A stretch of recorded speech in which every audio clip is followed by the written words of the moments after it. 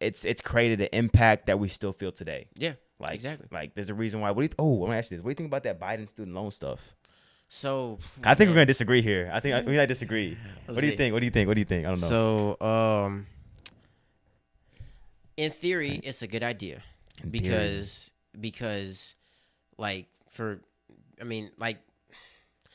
it's weird because it's like a lot of kids, they're kind of programmed, right? Where it's like you graduate high school, you go to college. That's the only route, right? Nobody taught me about Bitcoin my sophomore year when it was at $16 a share, and now it's 70,000 or whatever it was a couple years ago. Right. No, they taught me, hey, after this, you got to go to college. Mm-hmm. So, and what you're basically saying is, hey, kids, 16, 17, 18-year-old kids, a lot of you guys are going to take on probably hundreds of thousands of dollars in debt. You're not even, science says your brain isn't developed until 25. So as children, realistically, as still children, and compared to the rest of the people in the world, we want you to take on all of this debt so that you can further your education. A lot of these people are just like, yeah, because I don't know what I'm doing with my life. I'm still figuring stuff out. I'm fresh out of high school. And a few years ago, I was in middle school. Just really thinking about it. When you're in high school as a senior, 3-4 years ago, you were in middle school. That's not that long ago. So in theory, it feels like a good idea. What's that got to do with student loans? I'm saying like the student loan, like forgiveness thing, right? Yeah. Yeah. So I'm saying in theory, forgiving it is like you are. Oh, when they made that decision, they were so young. Exactly. It's like that wasn't like, I'm not saying it wasn't their fault because they made the decision, but they're heavily influenced because children and teenagers, young adults are heavily impressionable. Mm-hmm. So if they feel like college is the best route because maybe their parents or societal pressure and they don't have the money for it and they want to further their education, loans are the only way to do it. So I'm empathetic in that regard because, you know, you don't want these people to get bogged down by life because they got all this debt. So relieve it. But at the exact same time, when I go back to the whole, you know, personal responsibility and this is the choice that you made, like, yeah, if you take on a loan, that's your choice to do so. And then at the exact same time, if you're asking taxpayers to pay it back, and a lot of these people have either already paid off their student loans or they don't have any student loans, well, then from their perspective, I can see it as them being pissed, where it's like, well, why do I got to fund this? So if I'm being completely honest, I'm in the middle, and I'm not just saying that to be favorable. I'm saying it because I'm trying to be empathetic because I have student loans. Right. So, but then at the exact same time, I'm big on personal responsibility. Mm-hmm. If I acquire the student loans, I need to be the one who pays it off. Now, if he hit me with a, hey, Josh, I'm going to relieve your student loans. Yes, please, because I want them gone. But at the exact same time, I'm not going to demonize somebody who's pissed at it because they either paid off their student loans or they don't have any, and they're like, well, why should I, you know, pay into that fold when I didn't ask for it? Why are you hating? Exactly, yeah. My question is, why are they hating on it? Oh, why are they hating on this? I will demonize them a little bit. Because why are they hating, bro? Like, because my thing is, like, here's what I applied for it. I got approved for it. And then, like, obviously, the Republican people, I did too, and it got held up, yeah. Yeah, they're doing that thing. Like, I don't understand. If it's relieving the debt, how is that making taxpayers pay for it? So, what it is, it's not like the government, like, it's not them just kind of grabbing a bunch of cash and then paying it off and then, you know, that's it. Is any program that is implemented, in order to pay for it, whether it's on the front end or the back end, they do have to raise taxes. So this whole war in Ukraine, we keep sending money, billions and billions of dollars. It's not just falling out of thin air. No, we're essentially paying into that. Mm-hmm. Social Security, Medicare, all these things like that. These aren't things that the government is just giving to people. It's, well, they feel like since we're in America, we are one, we're a collective, and we're all on the same page. So we're all going to be okay with paying for a war. We're all going to be okay with paying for X or Y or whatever the case may be. So now what I will say is that I don't know how much taxes would go up. I don't think it would be astronomical to the point where most people would really recognize it.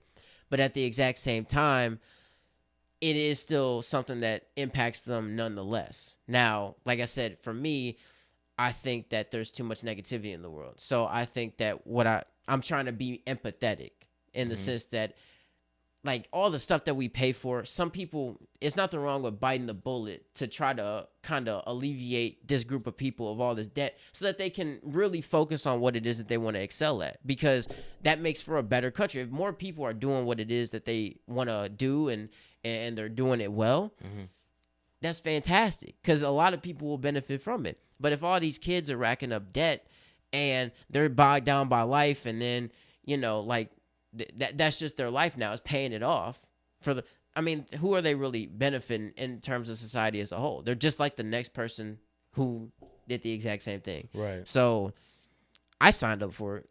Yeah. And I'm like, and I'm on this side of the aisle, technically. I see. You're kind of like in the middle. You see both sides. Exactly. And that's a skill that's really useful. Yeah.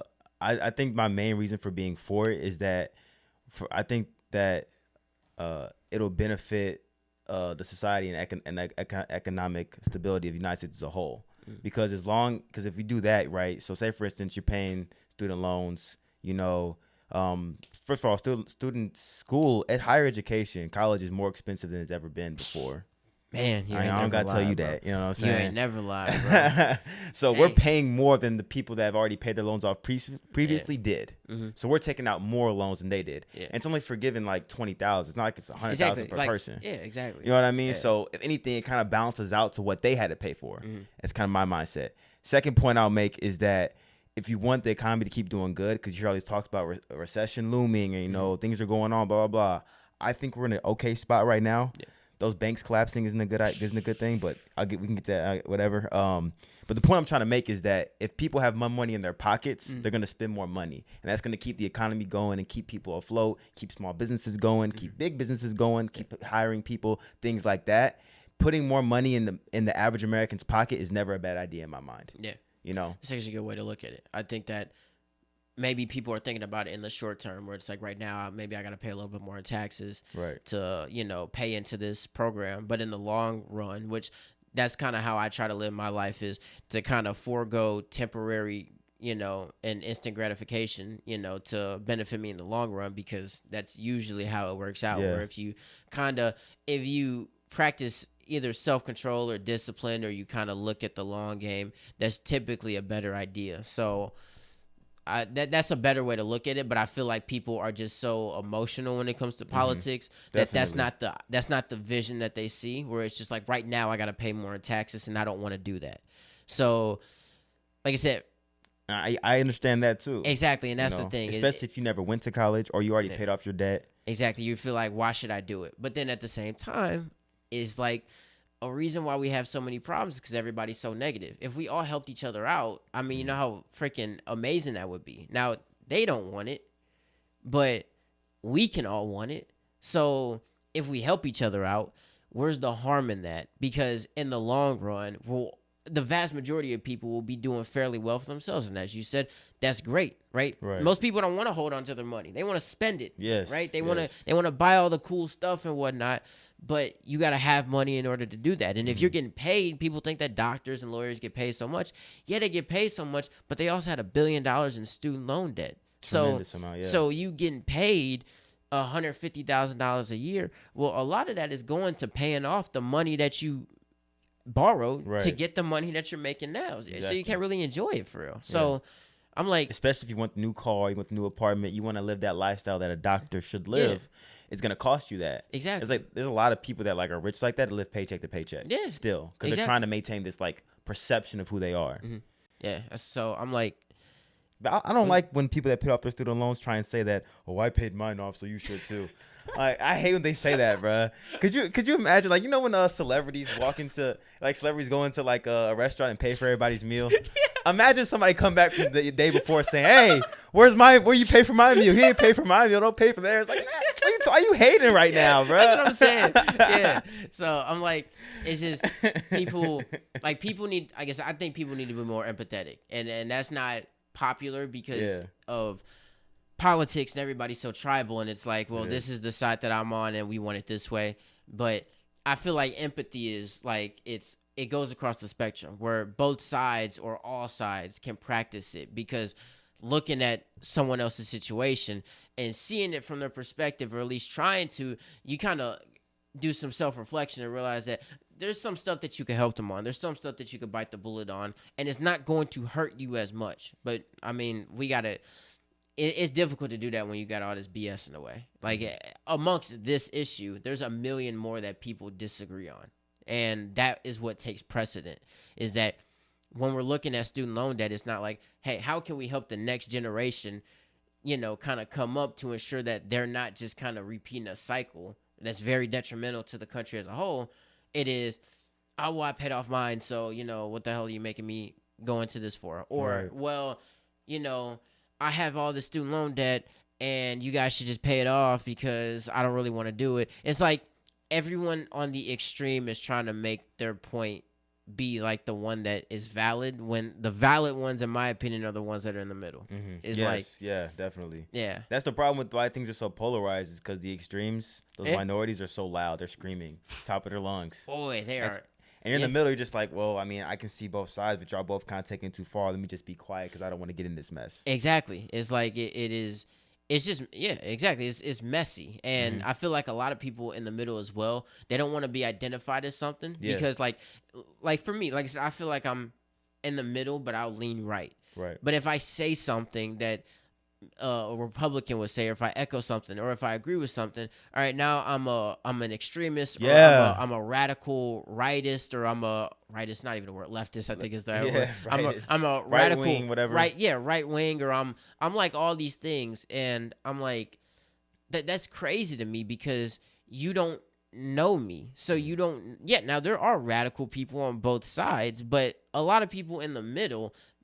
I mean, we're human beings. We have our perspectives, and there's nothing wrong with that. But if you state it, well, now you're a radical or you're an extremist, and that's why so many people don't want to say nothing. Right. So they don't want that label attached to them. Yeah. Does it bother you that sometimes you're perceived the way you're not really are, or like, you know what I mean? Used to, simply because I was so fixated with what people thought about me, and I felt like I had good points, valid points. I felt like I had useful points that I could put out and people could gain value from. But then I realized that, I mean, you're not going to get to everybody, right? There are just going to be some people who are just going to be rooted in the idea that you're a racist or you're a sexist or you're all these things. Like I said, like, I'm not Captain White, right? I'm not. But that's how people perceive me because they think I'm anti-black or that I'm like a Uncle Tom or Uncle Ruckus.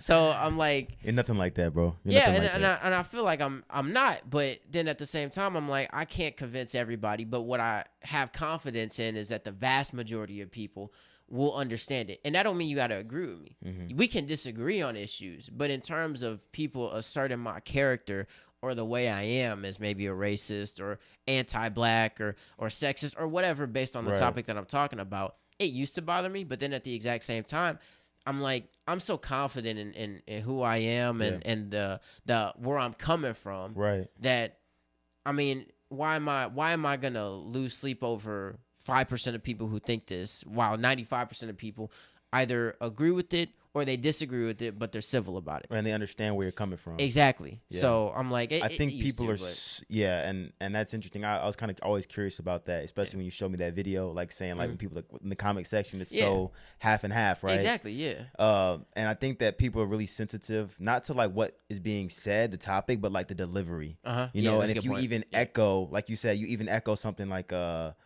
talking point that's said by either side, all of a sudden you're that guy in their mind. They're like, it's like a red. They start seeing red. You're the enemy. Exactly. You know what I mean? Yeah, And it's exactly. like that's so counterproductive because that prevents a healthy dialogue.